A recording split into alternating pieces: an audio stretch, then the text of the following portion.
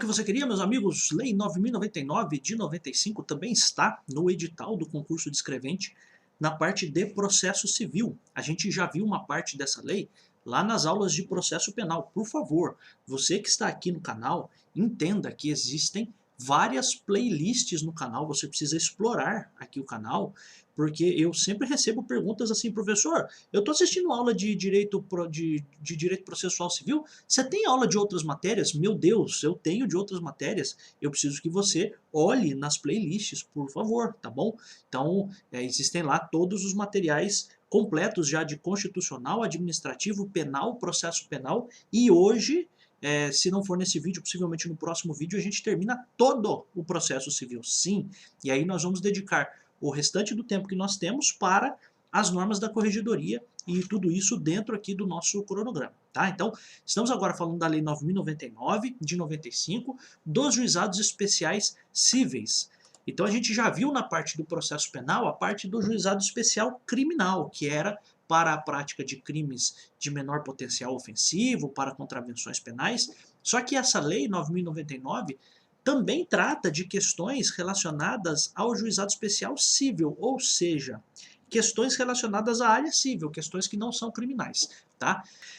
Então eu marquei aqui, os que estiverem em verde são os pontos que já foram objeto de questionamentos da VUNESP, tanto em provas de nível médio quanto de nível superior, mas com questões relativamente bem simples, que poderiam sim ser perguntadas na sua prova de escrevente. Então vamos lá. Artigo 3º, o juizado especial cível tem competência para conciliação, processo e julgamento das causas cíveis de menor complexidade, assim consideradas. Então o que a lei vai fazer agora é dizer quais são as causas cíveis de menor complexidade.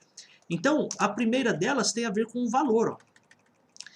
Causas cujo valor não exceda a 40 vezes o salário mínimo. Então, causas de até 40 salários mínimos podem ser levadas para o juizado especial cível, para o JEC. Tá? O inciso 2º trata das causas enumeradas no artigo 275, inciso 2º do Código de Processo Civil. Este artigo aqui está tacitamente revogado, porque o novo Código de Processo Civil não tem esse artigo aqui 275.1. Isso aqui era alguma coisa que tratava do que a gente chamava de hipóteses do rito sumário e tal. Deixa ele de lado, por enquanto, tá bom? Então deixa o inciso 2º de lado, vou até deixar riscado aqui para você, tá? Este aqui é bem importante, hein? Isso aqui já caiu algumas vezes em concurso. É possível que você faça um pedido no juizado especial, que você entenda como uma causa de menor complexidade, ações de despejo para uso próprio. Então aqui é a ação que o dono do imóvel ajuiza contra o inquilino com a alegação de que o inquilino deve deixar o imóvel para que o dono faça uso dele. Tá? Então essa é a ideia, a ação de despejo para uso próprio. Então não é despejo, neste caso aqui, por falta de pagamento. Aqui o despejo é para uso próprio. Por favor, guarde essa expressão, porque ela é muito importante. Tá? Então, ação de despejo para uso próprio. Ação de despejo em que o dono do imóvel está movendo uma ação contra o inquilino, para que o inquilino saia da casa e para que o próprio dono do imóvel passe a residir, passe a habitar aquele imóvel. Tá? Também, inciso 4º, as ações possessórias sobre bens imóveis de valor. Então, os bens não têm valor superior ao fixado no inciso 1º. Então, seria, como se eu dissesse, de outra forma, seria o seguinte. É possível ações... Vou até colocar, são possíveis, né? São possíveis ações possessórias relacionadas a bens imóveis de valor até 40, não, né? 40 salários mínimos. Tá? Professor, o que são ações possessórias? Você não precisa saber disso porque não vai cair exatamente isso na sua prova, tá? Mas ações possessórias, a gente tem a reintegração de posse, manutenção de posse e interdito proibitório. Para que serve cada uma, você não precisa saber, mas são essas 3 ações que existem de ações possessórias. Acho pouco provável que, por exemplo, o seu examinador coloque assim: é possível a reintegração de posse se o imóvel tem até 40 salários mínimos, ser feito pelo juizado especial? Sim, é possível. Tá? Então, possivelmente, a sua questão poderia trazer apenas a informação de ações possessórias, tá? E essas ações possessórias são essas que eu disse para você: reintegração de posse, manutenção de posse e interdito proibitório. Você não precisa saber o que é cada uma dessas ações, não vai cair para você na sua prova, não poderia ser perguntado para você, apenas guarde que essa informação é relevante. Ações possessórias cabem no juizado. Então, de 4 hipóteses, a gente pode recordar aqui de 3 delas. Então, causas de até 40 salários mínimos, causas que versem sobre despejo para uso próprio e também ações possessórias com o valor dos bens. Então, o valor do bem que está sendo objeto, por exemplo, de uma reintegração de posse, precisa ser de até 40 salários mínimos, porque é o limite fixado no inciso 1º. O inciso 1º é 40 salários mínimos. Tá? Também, uma questão importante é que também compete ao juizado especial promover a execução aqui entenda como a busca pelo patrimônio com a finalidade de pagamento. Né? A execução é a busca pelo pagamento, vou até colocar ao contrário, busca pelo patrimônio do devedor com o objetivo de obter o pagamento da dívida. Né? Então, promover a execução do quê? Dos seus julgados. O que significa isso, dos seus julgados? Significa que as decisões dadas no juizado especial, no JEC, eu vou até colocar, são cumpridas ou executadas, né? Melhor até a gente falar de executadas aqui no JEC, são executadas dentro do próprio JEC. Professor, o que é JEC? Você não falou até agora. JEC é Juizado Especial Cível, tá? Vamos colocar aqui JEC. Fica mais fácil para a gente colocar aqui.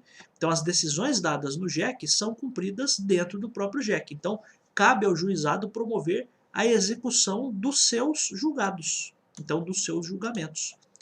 E a segunda coisa que cabe ao juizado especial é promover a execução dos títulos executivos extrajudiciais no valor de até 40 vezes o salário mínimo, observado o disposto no artigo 8º, parágrafo 1º desta lei. A gente ainda vai olhar o que diz o artigo 8º, parágrafo 1º da lei. Mas, o que você precisa entender? Que é possível a execução de títulos extrajudiciais. Então, vou colocar aqui, é possível a execução de títulos executivos extrajudiciais dentro do JEC, desde que os valores cobrados sejam de até 40 salários mínimos. Então veja que com relação ao valor, existe esse limite, né, de 40 salários mínimos. Por 2 vezes a gente já viu aparecer esta indicação de até 40 salários mínimos. Na verdade, por 3 vezes a gente viu isso, até 40 salários mínimos. Tudo bem, então a gente poderia dizer o seguinte: é possível fazer a execução dentro do juizado? Sim. O juizado vai executar as suas próprias decisões, então dos seus julgados, né? Então compete ao juizado especial promover a execução dos seus julgados e também executar os títulos executivos extrajudiciais no valor de até 40 salários mínimos. Professor, mas o que são títulos executivos extrajudiciais? Poderia ser o cheque, a nota promissória, por exemplo, tá? Então, são títulos executivos extrajudiciais. Ok, parágrafo 2º. Ficam excluídas agora coisas que não podem ser julgadas pelo juizado especial. Ó, ficam excluídas da competência do JEC, do juizado especial, as causas de, então vamos lá, natureza alimentar, então pensão alimentícia, tá?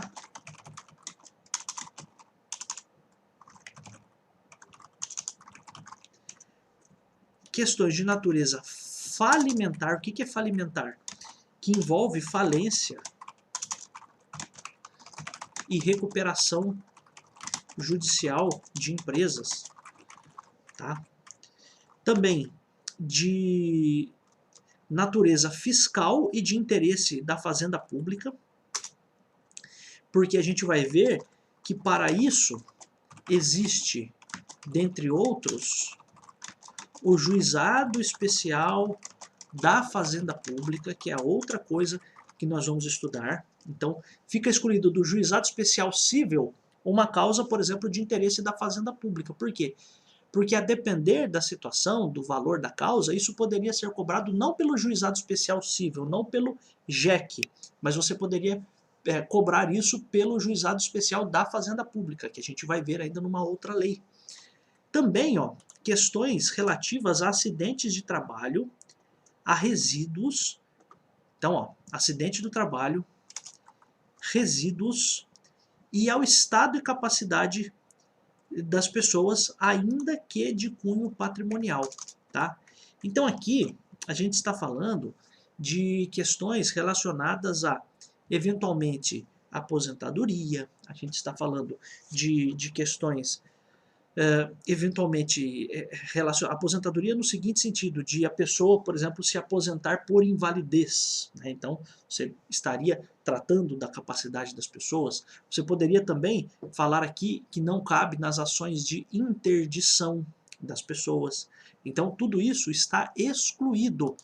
Este parágrafo 2º aqui já foi muito perguntado antigamente em concursos, porque ele dizia o seguinte, olha, dentre essas causas aqui, quais as que não são possíveis no juizado especial, né? Então isso poderia ser perguntado para você no concurso, então é importante que você guarde. Natureza alimentar, falimentar, fiscal, interesse da fazenda pública, também relativas a acidentes do trabalho, a resíduos, ao estado e capacidade das pessoas, ainda que de cunho patrimonial. Ainda que estas ações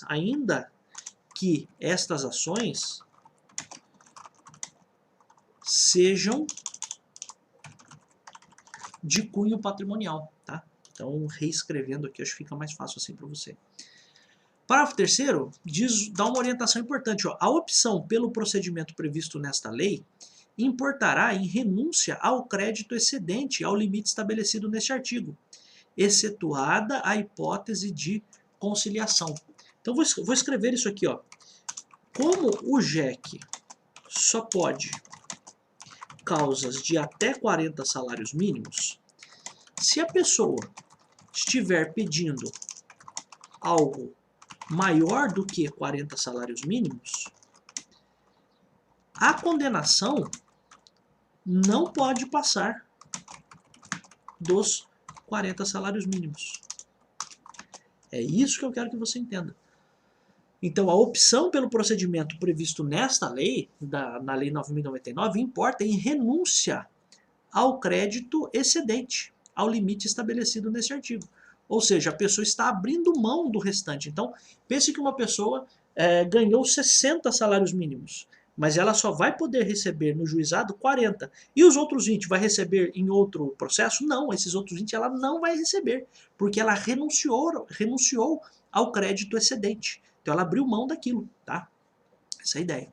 E aí, uma questão relevante aqui para você é a seguinte, é possível que seja feito um acordo, e acordo, veja, o acordo as pessoas podem até mesmo, a gente lembra lá da parte do processo civil mesmo, a gente pode até colocar outras pessoas no acordo, ou a gente pode colocar outros assuntos no acordo, acho que você se lembra disso. E aqui é a mesma coisa, é possível que seja feito um acordo para que haja um pagamento superior a 40 salários mínimos. Então, excetuada a hipótese de conciliação, quer dizer isso. É como se a gente dissesse o seguinte, ó, moçada, a regra aqui qual que é? A gente vai condenar até 40 salários mínimos. Mas se você quiser fazer um acordo, então acordo não é condenação, acordo é as duas pessoas sentarem lá antes de ter a decisão do juiz.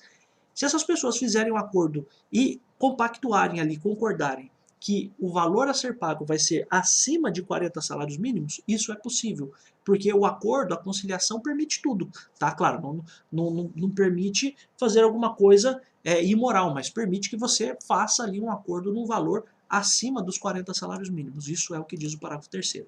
Artigo 4º é competente.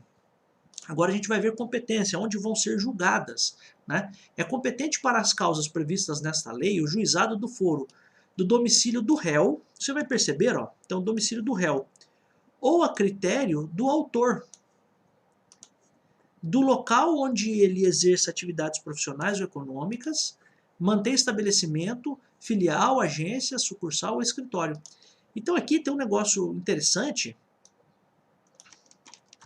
que, em primeiro lugar, o domicílio vai ser o domicílio do réu, só que a critério do autor, por escolha do autor, também esta ação pode ser movida, em vez de mover no domicílio do réu,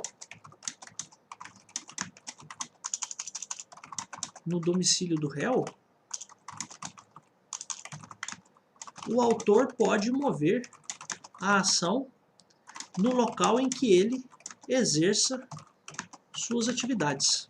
Tá? É isso.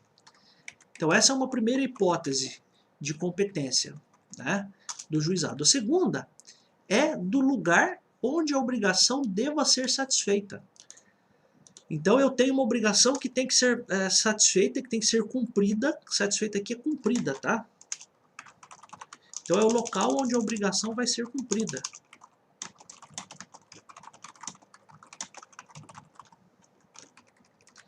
E o inciso 3º, bem interessante, que é um negócio um pouco diferente, que é possível que a competência seja o domicílio do autor ou do local do fato ou ato nas ações de reparação de dano. Então pensa o seguinte, ó,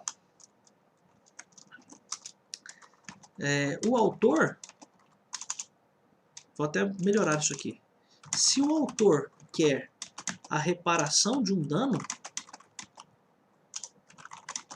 é possível que ele entre com a ação no seu próprio domicílio.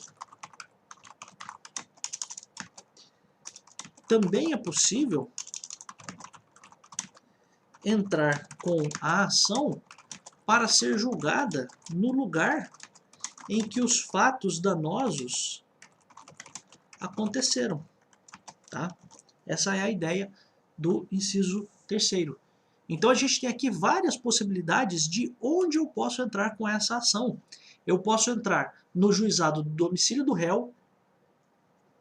O autor pode escolher também o local em que o réu tem as suas atividades, sua filial, agência, sucursal ou escritório.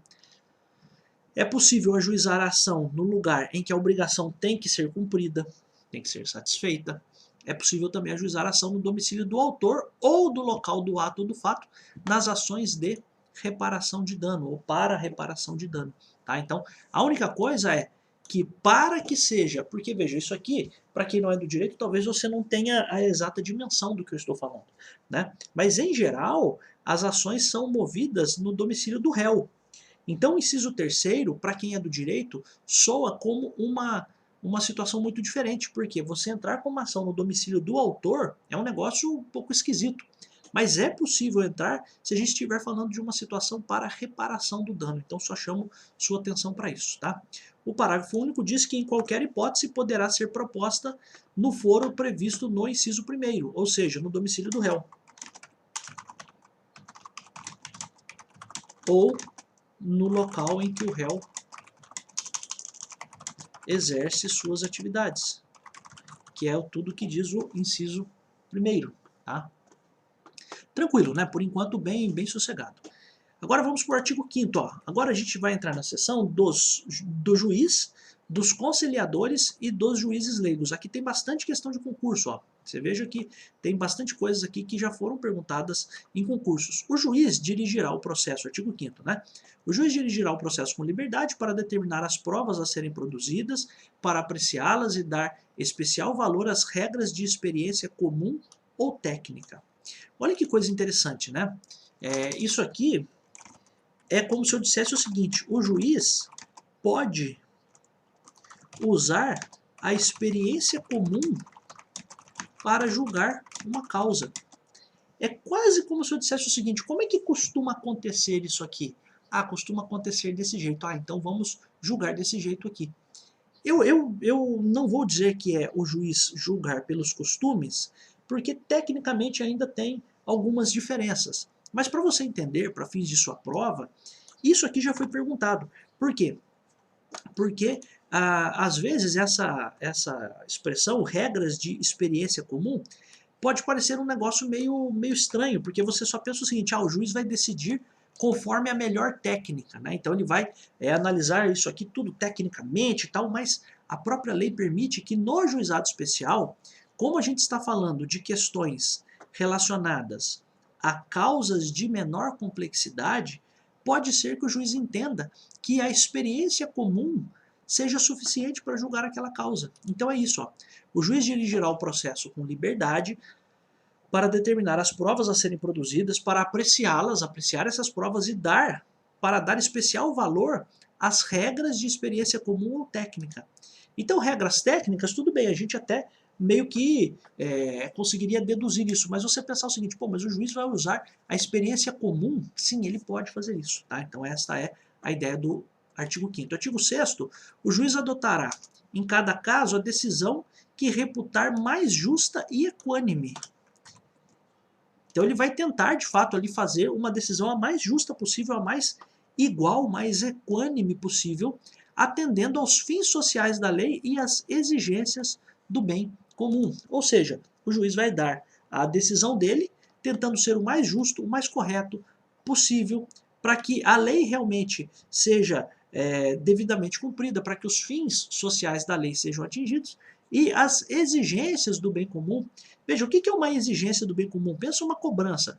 Pô, é uma exigência do bem comum que o cara que está devendo pague a dívida, né? Então, isso são exigências do bem comum. Por quê? Porque o bem comum, a coletividade, quer que as pessoas que devem paguem suas dívidas, para não estimular outras pessoas a ficarem devendo. Então, por isso que o juiz vai adotar a decisão mais justa, mais equânime, e vai atender aos fins sociais da lei e as exigências do bem comum. Bem tranquilo. O artigo 7º, então aqui o artigo 5º já foi muito perguntado, por conta dessa expressão aqui, ó, regra de experiência comum, que meio que é estranho, né, mas isso é o que está na lei. E o artigo 7º, ó, os conciliadores e juízes leigos são auxiliares da justiça. Então a gente está vendo aqui dois auxiliares da justiça, conciliadores e juízes leigos, recrutados os primeiros preferencialmente entre os bacharéis de direito, e o segundo entre os advogados com mais de 5 anos de experiência. Então olha que coisa, né? Aqui a gente consegue fazer uma distinção bem clara, ó. Conciliadores, a gente tem bacharéis em direito. Bacharéis em direito são pessoas formadas em direito, não precisa ser advogado, tá? Então os conciliadores entre bacharéis de direito. E os segundos, ó, juízes leigos, são quem? Advogados com mais de 5 anos de experiência, tá? Então isso aqui já caiu bastante em concurso. Então, conciliador, bacharel em direito. Já os juízes leigos, advogados com mais de 5 anos de experiência, tá? Então, bem interessante isso aqui. Parágrafo único, os juízes leigos, então os juízes leigos, ó, ficam impedidos de exercer a advocacia perante os juizados especiais quanto no desempenho das suas funções. Então, aqui esses advogados, eles têm mais de 5 anos de experiência, mas são impedidos de atuar no próprio juizado. tem sentido, né? Porque, veja, se o cara é juiz leigo, quer dizer que ele vai, de algum modo, apreciar aquilo, ele vai julgar. Então, professor, mas ele pode ser advogado em outras situações, em um processo trabalhista? Ele pode, não tem problema, tá? Ele não pode atuar no juizado. Então, fica impedido de exercer a advocacia perante os juizados, tá? Isso aqui já cai em concurso também. Por quê? Porque eu já vi uma questão dizendo o seguinte: os juízes leigos ficarão impedidos de exercer a advocacia enquanto no desempenho das suas funções. Espera aí, eles ficarão impedidos de exercer a advocacia nos juizados, desculpe, nos juizados, perante os juizados, tá? Então não é em qualquer situação, ele não vai poder exercer a advocacia no juizado, porque ele está ali, né, ele vai receber ali, vai receber um valor ali por mês, tal, conforme, a depender do estado, paga por ato, enfim. Para a gente aqui é desimportante isso. O que é importante? Que os advogados estão, que esses advogados que atuam como juízes leigos estão impedidos de atuar como advogados no próprio juizado, só no próprio juizado. Fora disso pode? Claro, claro que pode, não tem problema nenhum, tá? Agora, a seção 3, a gente vai entrar nas partes, ó. Não poderão ser partes no processo instituído por esta lei o incapaz, então não pode ser parte, o incapaz, o preso, as pessoas jurídicas de direito público, as empresas públicas da União, a massa falida e o insolvente civil. Então, massa falida é no caso de uma empresa que está falindo, tá? Tem todo um outro conceito, mas aqui pra gente é o suficiente, tá? E o insolvente civil é um devedor que está, também com todas as aspas, tá? Falindo, que no caso de uma pessoa física, de uma pessoa natural, a gente chama isso de insolvência, tá? Então, essas pessoas aqui não podem participar, não podem ser partes. Então, incapaz, o preso, as pessoas jurídicas de direito público, as empresas públicas da União, tá? Só da União, hein? Então, guarde isso, empresas públicas da União. Então, por isso que, por exemplo, não pode a Caixa, Caixa Econômica Federal, não, mas os Correios são uma empresa pública da União. Eles não podem estar nos juizados especiais cíveis. Então, empresas públicas da União. Massa falida, insolvente civil. Perfeito. Uma coisa importante também, que é relevante a gente colocar aqui, que sociedade de economia mista da União pode. Então, vou até colocar aqui a observação. Porque a lei só diz empresa pública. Você se lembra lá da parte do direito administrativo, quando a gente falava da administração indireta? Então, na administração indireta a gente tem autarquias, fundações públicas, empresas públicas e sociedades de economia mista. A lei diz que não pode empresas públicas da União, mas sociedade de economia mista da União pode. Então poderia participar, tá? Então essa é uma observação importante. Então massa falida também não pode e também o insolvente civil também não pode participar. Aí olha só, somente podem propor, então somente serão admitidas para propor ação, ou seja, propor ação aqui é entrar com a ação, com todas as aspas, né, mas só para você entender, quem que pode entrar com a ação? Ó? Pessoas físicas capazes, então pessoas físicas capazes, excluídos os cessionários de direito de pessoas jurídicas. Então aqui, apenas pessoas físicas capazes, tá? Então a pessoa que recebeu um eventual direito de pessoas jurídicas não pode, cessionário aqui é a pessoa que recebeu a cessão de um crédito, né? Mas para a gente aqui, me parece o mais relevante aqui a gente guardar pessoas físicas capazes, excluídos os cessionários de direito de pessoas jurídicas, tá? Não há necessidade de a gente saber esses conceitos todos, e isso é o suficiente para a gente responder a questão da prova. Mas o que é que cai? O inciso segundo. As pessoas enquadradas como microempreendedores individuais. O que é microempreendedores individuais? MEI. Microempresas, então são ME. E empresas de pequeno porte, EPP. na forma da lei complementar tal de 2006. Então, olha só, pode participar, pode entrar com a ação quem? As pessoas físicas capazes, as pessoas enquadradas como MEI, microempresas e empresas de pequeno porte, podem, e isso aqui cai bastante, tá? Também é possível que as OCIPs, Organização da Sociedade Civil de Interesse Público, também entrem com a ação. OCIP, entenda, imagine o seguinte, geralmente isso tem muito na área da saúde, então o hospital de uma cidade, em vez de ele contratar funcionários, ele contrata uma OCIP para fazer a gestão do hospital. Então é uma empresa particular, mas que vai ali prestar um serviço público, mas a lei autoriza que a OCIP, Organização da Sociedade Civil de Interesse Público, nos termos dessa lei aqui, né, que foi a lei que a criou, é possível que a OCIP também entre, que possa propor ação. Tá? E também pode propor ação as sociedades de crédito ao microempreendedor, nos termos do artigo 1º, tal da lei, aqui você não precisa nem guardar, esta lei não vai perguntar essa lei para você, mas só guarde essa informação que é sociedades de crédito ao microempreendedor. Porque veja, se o microempreendedor pode entrar, né, a gente viu aqui, microempreendedores individuais, MEI, microempresas e empresas de pequeno porte podem entrar, também quem fornece o crédito para essas empresas pode entrar também pelo juizado. Tá? O maior de 18 anos poderá ser autor, independentemente de assistência, que é assistência dos pais, tá? Ou responsáveis, inclusive para fins de conciliação. Então o cara tem mais de 18 anos, também para o juizado especial civil é suficiente, tá? Então o maior de 18 anos poderá ser autor e não precisa, então, independentemente de assistência, não precisa de nenhuma assistência dos seus pais, a pessoa é maior e acabou, tá? Artigo 9º, uma questão bem interessante.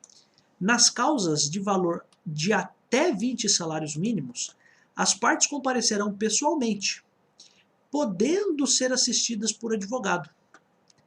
Nas de valor superior a quê? A 20 salários mínimos, a assistência é obrigatória. Então aqui tem uma informação muito importante que é a seguinte, o juizado vai até 40 salários mínimos, a gente acabou de ver. Só que se a causa específica vale até 20 salários mínimos, a pessoa pode ou não ser assistida por um advogado. Ou seja, ela pode entrar com a ação de até 20 salários mínimos sozinha, sem advogado. Apenas se a cobrança for maior do que 20 salários mínimos e, claro, menor do que 40 salários mínimos, né? Mas maior do que 20 salários mínimos é que a pessoa precisará estar com advogado, tá? Então isso chama bastante atenção porque, de algum modo, foge às coisas que a gente está acostumado a saber. Então, quer dizer que eu posso entrar com uma ação sozinho, sem advogado? Posso. Onde? No juizado especial civil. Mas como isso? Se a causa for de até 20 salários mínimos. Aí você pode entrar sozinho, sem advogado, porque a pessoa pode ser assistida por advogado. Nas de valor superior a 20 salários mínimos, a assistência é obrigatória. Então, só na que for superior. O que significa que for inferior não é obrigatória. Tá? Isso aqui cai muito em concurso. Hein? Então, entenda. Limite do juizado, 40 salários mínimos. Beleza. Mas desses 40, até 20, eu posso entrar sozinho, sem advogado. Ah, e se eu tiver advogado, vai estar errado? Não, você pode. Você pode entrar até para cobrar R$1, não tem problema, tá? Se você tiver dinheiro para pagar o advogado depois. Mas se você estiver cobrando alguma coisa de até 20 salários mínimos, a lei dá para você um direito de você abrir mão do advogado. Passou de 20 salários mínimos, opa, aí a assistência do advogado é obrigatória. Mas até quanto? De 20 até 40, porque o limite máximo é 40 no juizado especial. Tá? Então essa é a ideia. Parágrafo primeiro, sendo facultativa a assistência o quê? De um advogado, se uma das partes comparecer assistida por advogado, ou se o réu for pessoa jurídica ou firma individual, terá a outra parte, se quiser, assistência judiciária prestada por órgão instituído junto ao juizado especial na forma da lei local. Então, olha só. Se estivermos diante de uma questão de até 20 salários mínimos, em que o advogado é facultativo, se mesmo assim uma das partes estiver com o advogado, será assegurada ou será assegurado à outra parte o direito de também ter advogado, tá? E neste caso, é possível que o advogado seja um advogado, entre aspas, do Estado, né? Então, vou até colocar aqui, esse advogado pode ser um advogado, você vai me entender, né? Quando eu colocar assim, um advogado do Estado, que prestará a assistência judiciária, tá? Tecnicamente não é a coisa mais adequada a gente colocar assim, advogado do Estado, mas como a gente está estudando aqui para um concurso e você, geralmente as pessoas que estão aqui não são do direito, para você entender, eu quero que você entenda isso aqui, acho que é o mais relevante que você entenda, independente de a gente estar abreviando ou simplificando algumas coisas aqui. Mas essa é a ideia e isso aqui já caiu em várias vezes na prova, hein? Se for facultativa a assistência de advogado, ou seja, quando que a assistência é facultativa? Quando a causa for de até 20 salários mínimos, por isso que eu já coloquei aqui, né? Então, se nós estivermos diante de uma questão de até 20 salários mínimos, em que o advogado é facultativo, se uma das partes comparecer assistida por advogado, ou se o réu, e aí a gente tem uma outra situação, né? Ou se o réu for pessoa jurídica individual ou firma individual. Então, isso também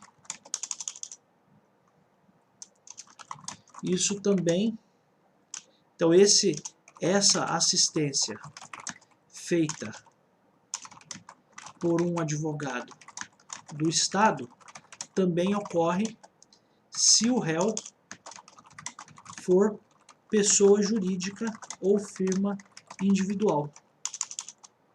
Tá? Que é um jeito de você constituir uma empresa. Tá? Então, essa é a ideia. Parágrafo 2º, o juiz alertará as partes da conveniência do patrocínio por advogado quando a causa o recomendar. Então aqui mesmo, então aqui ó, independentemente do valor da causa, o juiz pode instruir as partes para que elas constituam um advogado. Que é até melhor, né? Você acha o quê? Você acha que o juiz vai querer ficar lendo alguma coisa que... veja, uma pessoa que não é advogado, nada... É claro, ela até pode pegar o modelo na internet e tal, mas ela não tem a técnica adequada para fazer os pedidos corretos e tal. Você acha que o juiz vai querer ficar lendo, tentando adivinhar, tentando descobrir o que a pessoa está querendo? Não, coloca um advogado lá, o advogado vai saber fazer o pedido corretamente, com os termos certos, tal. Então, preferível que você sempre tenha um advogado. E é isso que a lei diz aqui. O juiz alertará as partes da conveniência do patrocínio do advogado quando a causa o recomendar. Tá? O mandato ao advogado poderá ser verbal, salvo quanto aos poderes especiais. Então vamos lá. Mandato é procuração, tá? Mandato é procuração. O que isso significa? É possível que a procuração seja verbal.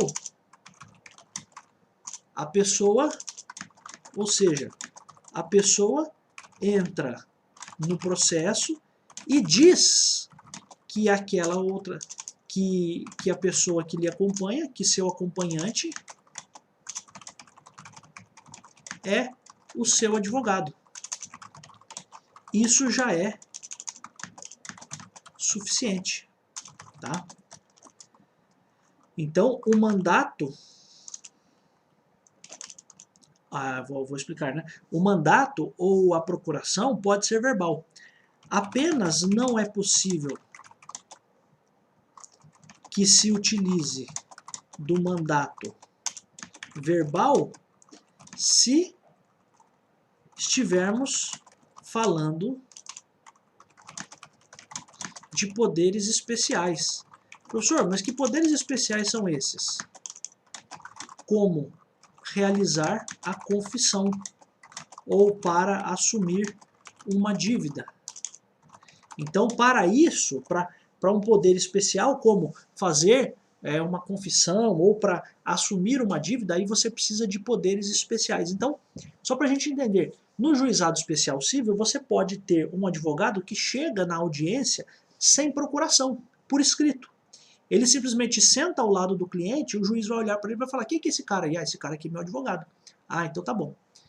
E aí, veja, durante toda a audiência você pode fazer tudo que for necessário, o advogado pode fazer tudo que for necessário, mas esta procuração, este mandato verbal não autoriza que o advogado se utilize de poderes especiais, como confessar, como fazer um acordo, né, que é transigir, etc.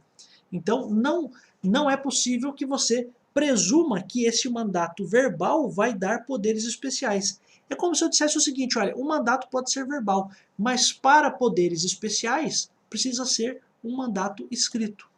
Então, para poderes especiais,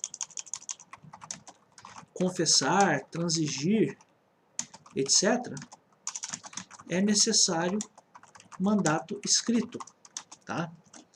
Então, isso é a interpretação do que está escrito aqui. A gente viu o que está escrito e agora começa a tirar conclusões do que está escrito. Tá? Isso é o parágrafo 3º.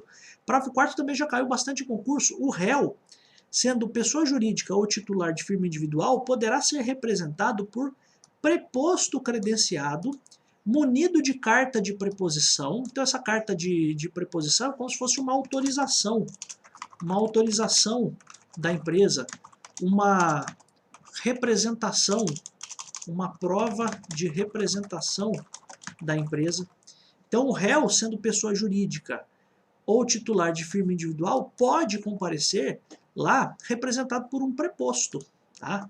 Credenciado, munido de carta de preposição, então tem que ter uma autorização da empresa, com poderes para transigir, sem haver necessidade de vínculo empregatício. Isso aqui já caiu em várias provas, sem necessidade de vínculo empregatício. O que isso significa? Significa que a empresa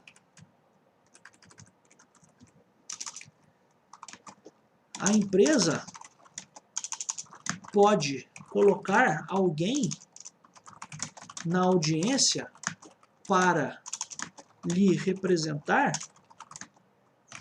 desde que esta pessoa leve uma carta de preposição, que é uma espécie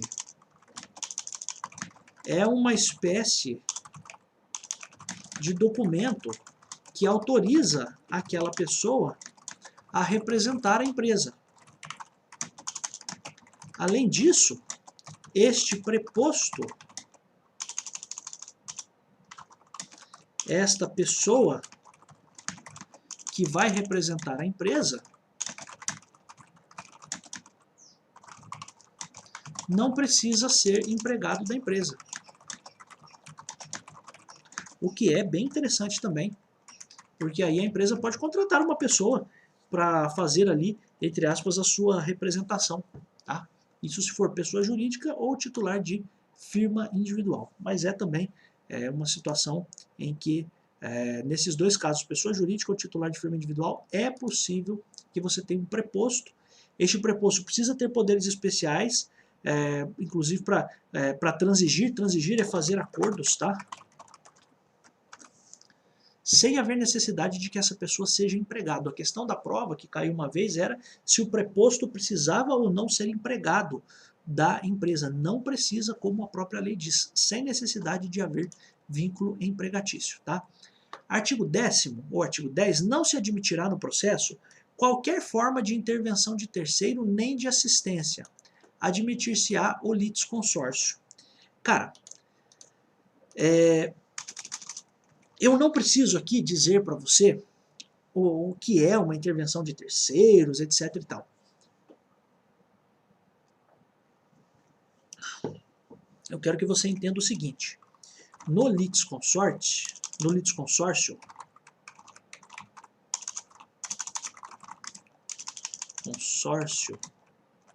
nós temos, isso a gente já falou em tantas outras situações, em tantos vídeos passados, mas acho importante só voltar aqui um segundinho. No litisconsórcio nós temos várias pessoas que são autoras no processo e estão, por isso, do mesmo lado no processo. Também nós temos várias pessoas, ou nós podemos ter várias pessoas que são réis no processo e estão, por isso, do mesmo lado. Então, por exemplo, o litisconsórcio, isso aqui a gente chama de litisconsórcio, é o litisconsórcio ativo, vários autores. Então seria A, B, C, D contra a empresa Claro, por exemplo. Tá? Então isso é o litisconsórcio ativo, vários autores. Também nós podemos ter várias pessoas que são réis no processo e por isso estão do mesmo lado. Então é o litisconsórcio passivo. Exemplo, a pessoa A contra Jequiti, SBT e o que? Baú da Felicidade. Então são vários réus. Então a pessoa A está processando vários réus. Tá? Então, o que se permite no juizado é o litisconsórcio. Não é possível intervenção de terceiro nem assistência. Não há necessidade de eu fazer para você, para sua prova, essa diferença. O que é litisconsórcio, o que é intervenção de terceiro, o que é assistência. Eu só vou fazer aqui um quadrinho só para você guardar. Eu acho que é importante isso aqui, ó. Não podem intervenção de terceiros e assistência. Pode litisconsórcio.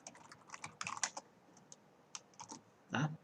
Então não se admitirá no processo qualquer forma de intervenção de terceiro nem de assistência. Tá aqui, não pode intervenção de terceira e assistência, mas pode o litisconsórcio. Tá? O Ministério Público intervirá nos casos previstos em lei. São poucos os casos, mas a própria lei diz que, se precisar, o Ministério Público entra no caso. Tá? Existem causas que são de interesse do Ministério Público que poderiam ser aqui alvo da atuação do Ministério Público. Mas a própria lei diz que o Ministério Público vai intervir nos casos previstos em lei. É o suficiente, não tem maiores segredos aqui.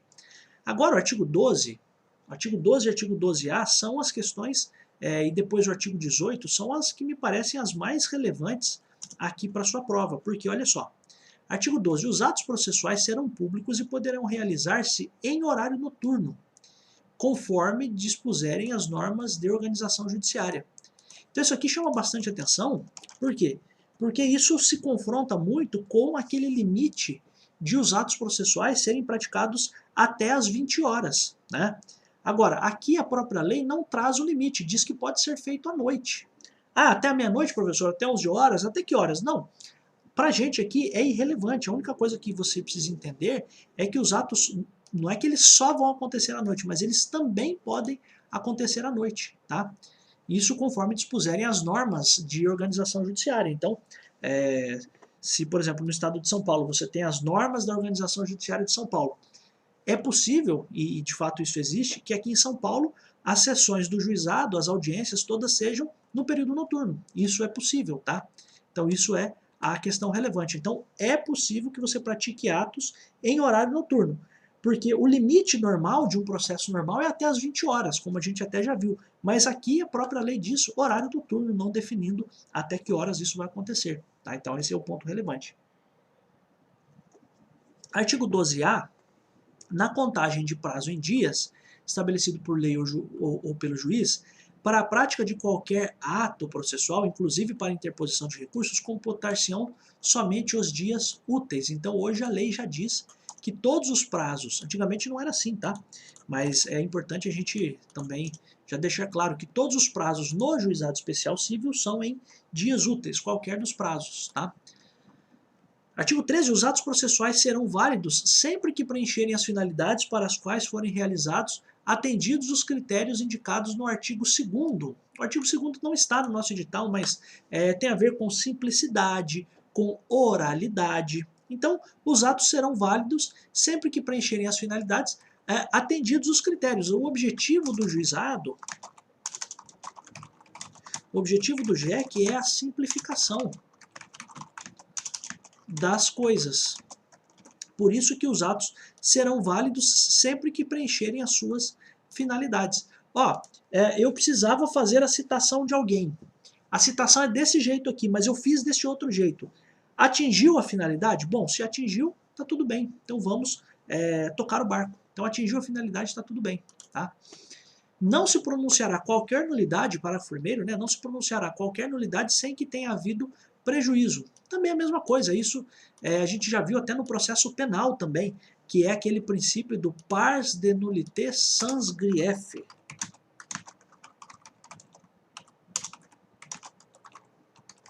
Só há nulidade quando houver prejuízo. Tá? Então, se a parte não foi prejudicada, por que eu vou anular o ato? Não precisa. Né? Se ele atingiu a sua finalidade, se ninguém foi prejudicado, bola para frente, vamos seguir o jogo, vamos terminar esse processo. Essa é a ideia. Tá? A prática de atos processuais em outras comarcas poderá ser solicitada por qualquer meio idôneo de comunicação. Então aqui, a prática de atos em outros locais pode ser solicitada por qualquer meio idôneo. Não sendo necessário, não sendo obrigatória, até vou colocar assim, a expedição de carta precatória. E é aqui que eu quero que você entenda, porque no processo normal, se eu tenho um ato que precisa ser praticado em outra cidade, eu faço a expedição de uma carta precatória, tem todas aquelas formalidades todas. Aqui, eu preciso ouvir uma pessoa num outro lugar. Eu posso solicitar lá para o juiz por e-mail. Olha que louco. Né? Então, a prática de atos processuais em outras comarcas poderá ser solicitada por qualquer meio idôneo de comunicação. Tá? Então, essa é a ideia. Parágrafo 3º, apenas os atos considerados essenciais serão registrados resumidamente em notas manuscritas, datilografadas, taquigrafadas ou estenotipadas. Os demais atos poderão ser gravados em fita magnética ou equivalente, que será inutilizada após o trânsito em julgado da decisão. Então aqui, a audiência também é simples. Serão resumidos os atos essenciais. O restante pode ser simplesmente gravado. E depois do trânsito em julgado,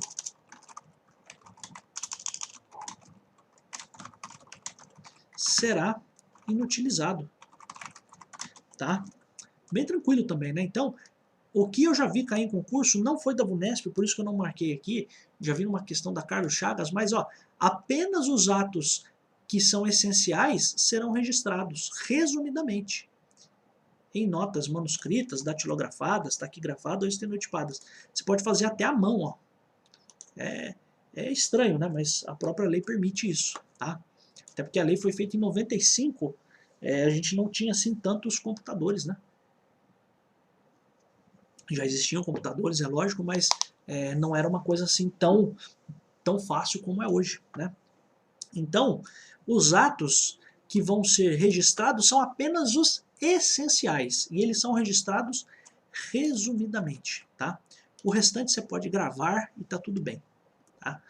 As normas, no parágrafo 4º, as normas locais disporão sobre a conservação das peças do processo e demais documentos que o instruem. Nunca vi nenhuma pergunta sobre isso, então simplesmente isso aqui já é o suficiente, tá? É autoexplicativo. Agora, artigo 14, o processo instaurar-se-á, será instaurado com a apresentação do pedido escrito ou oral, olha que louco, à Secretaria do Juizado. Então, é possível que o processo seja iniciado por uma petição de papel ou por um pedido oral. Olha que louco, né? Oral, verbal. Então a pessoa pode ir até o juizado verbalmente e falar assim, ó, eu vim aqui processar fulano de tal. É isso, tá? Do pedido constarão de forma simples e em linguagem acessível, o que? O nome, a qualificação, o endereço das partes, os fatos e os fundamentos, né? O que aconteceu, o objeto, o seu valor, tranquilo, né? Autoexplicativo isso aqui. Então, o nome, a qualificação, o que aconteceu, o objeto, tal, tranquilo. É lícito formular pedido genérico quando não for possível determinar desde logo a extensão da obrigação, meio que copiando o Código de Processo Civil. Então é permitido o pedido genérico quando eu não sei determinar a extensão da obrigação. Então eu não sei, acontece quando não se pode medir a gravidade do dano, ou até onde foi o dano. Então neste caso você pode fazer um pedido genérico, tá? Então, pedido genérico é isso. Parágrafo 3º, ó. Como que você faz quando a pessoa vai lá no juizado e diz o seguinte, vim processar fulano de tal, ó. O pedido oral será reduzido a escrito pela Secretaria do Juizado. Pode ser que você, como servidor, faça isso, podendo ser utilizado o sistema de fichas ou formulários impressos. Mas o que significa? A pessoa que for entrar com o processo verbalmente, terá seu pedido anotado, isso é reduzido a termo, pela secretaria aqui é a vara, né? A serventia do juizado. Olha que louco. Então você pode ser chamado a fazer isso, tá? Os pedidos mencionados no parágrafo 3º, no artigo 3º desta lei, poderão ser alternativos ou acumulados, ou seja, eu posso fazer um pedido de um ou de outro, ou eu posso fazer, então alternativos é ou um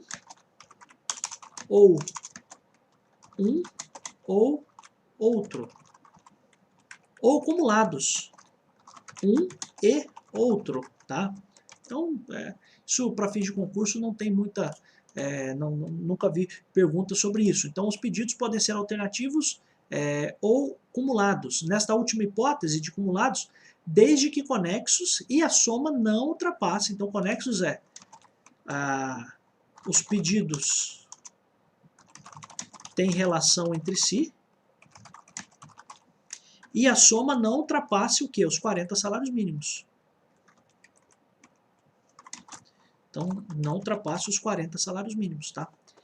Registrado o pedido, então chegou lá na secretaria, né, feito esse pedido, registrado o pedido, independentemente de distribuição e autuação.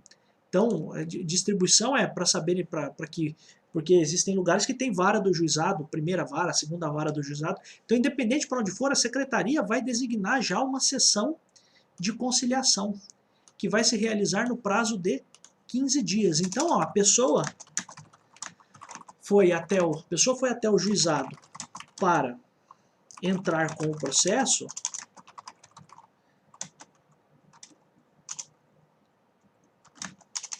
e já sairá com uma data de audiência de conciliação, que deve acontecer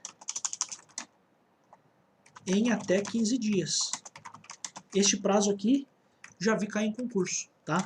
Professor, mas na vida real não é assim. Então, na vida real, às vezes você demora um ano, pra, a depender da cidade. A pessoa protocola hoje, está lá marcado a audiência de conciliação lá para julho de 2022, manja? Então, mas, sei lá, né, é possível que isso aconteça, mas o que a lei está dizendo, a gente está estudando a lei aqui, a gente está estudando as coisas como elas devem ser. Então você fez o pedido, independentemente se de distribuição, de autuação é colocar a capinha lá no processo, independente de qualquer coisa, bateu a petição lá, registrou o pedido lá, independentemente de distribuir para qual vara do juizado vai ser, ou de autuar, de colocar capinha, etiqueta ali, tudo, independente de qualquer coisa, a secretaria já marca a audiência de conciliação. Então o cara protocolou, ele já sai dali sabendo a data da sessão de conciliação, tá? E isso deve acontecer no prazo de 15 dias, tá? 17. Comparecendo inicialmente ambas as partes, então as duas compareceram na conciliação, instaurar-se-á desde logo a sessão de conciliação, dispensados o registro prévio do pedido e a citação. Então, se as duas partes compareceram, se as duas partes compareceram na conciliação, estará dispensada a citação e o registro prévio do pedido. Olha que coisa louca. Então quer dizer que se a parte foi na audiência de conciliação, não há necessidade de citação desta pessoa, porque a pessoa já está lá, tá? Ela já está sabendo do processo, tá? Então a citação é dispensada porque a pessoa já está sabendo do processo. Tanto é que compareceu à audiência de conciliação. Tá?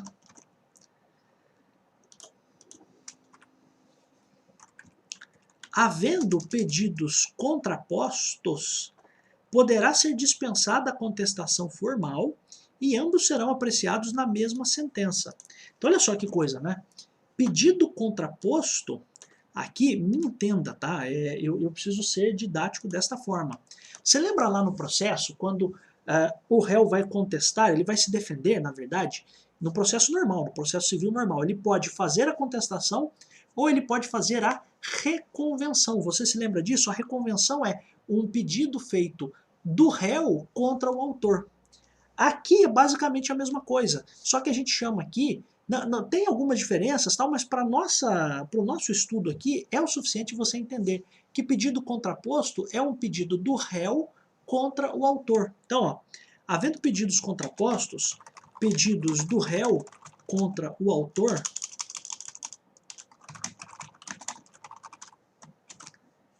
poderá ser dispensada a contestação formal.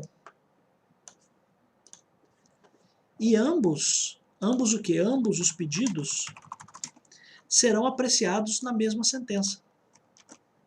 Então aqui, eu vou até complementar, pedidos do réu contra o autor, eu vou até colocar assim, pedidos do autor contra o réu, que é o primeiro pedido, e do réu contra o autor, né? Só para você entender melhor, tá? Então, você tem lá uma situação em que o autor fez um pedido contra o réu, e o réu também faz um pedido contra o autor.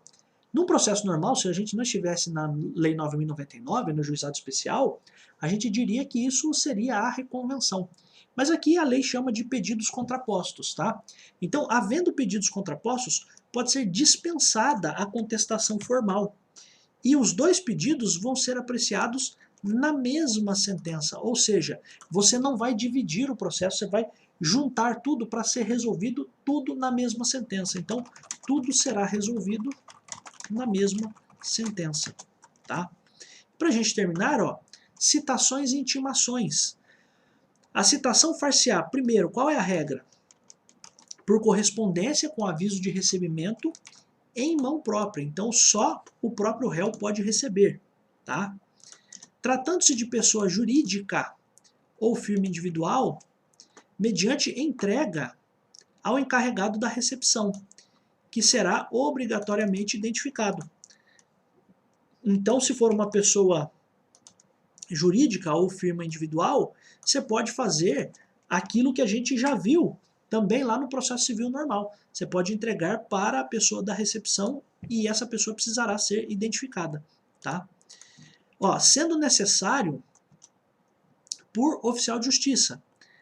Então, se imagina o seguinte, que a carta voltou, que não tinha ninguém lá para assinar, enfim, o local estava fechado, tal, aí você pode fazer por oficial de justiça, independentemente de mandado ou carta precatória. Então isso aqui também chama bastante atenção, porque o oficial de justiça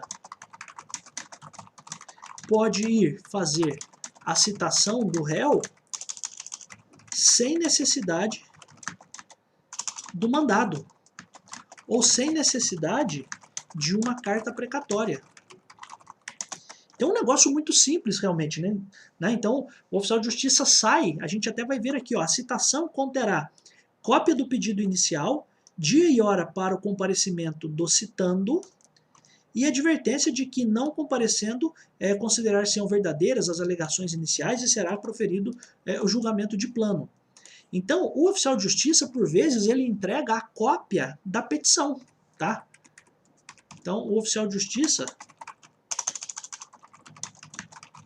entrega para o réu a cópia da petição, tá? E as outras coisas aqui, com a indicação do dia e hora do comparecimento do citando para esta audiência de conciliação, tal, e a advertência de que se o cara não comparecer, vão ser consideradas verdadeiras as alegações que estão ali, é aquilo que a gente chama de revelia, a gente já viu isso, né? E os efeitos da revelia, que é presumir que são verdadeiros os fatos, e o caso vai ser julgado de imediato. Meu, você não compareceu, eu já vou julgar esse negócio. De plano aqui é de imediato, tá?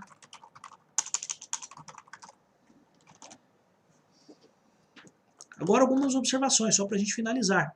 Não se fará citação por edital. Então você até percebeu aqui, ó, quais são as citações? Ó, correspondência, então as duas situações aqui por correspondência e por oficial de justiça. Não tem citação por edital, porque o edital demora. Você lembra que tem a dilação do edital? O edital precisa ficar lá um tempo, lá na porta do fórum, na entrada do fórum. Aquilo é a dilação do edital, um negócio que demora muito. E aqui, você está percebendo que as coisas, a gente até viu no começo aqui, ó, são causas de menor complexidade. Então a ideia é que a coisa seja mais rápida. Tanto é que tem dispensa da contestação quando existem pedidos contrapostos. Tanto é que pode ser feito um pedido oral, verbal, né? Tanto é que a pessoa pode comparecer sem advogado, no valor de até 20 salários mínimos. Então vejam, amigos, que a gente está falando de uma situação muito simples aqui. Então você não tem a citação por edital por isso, tá?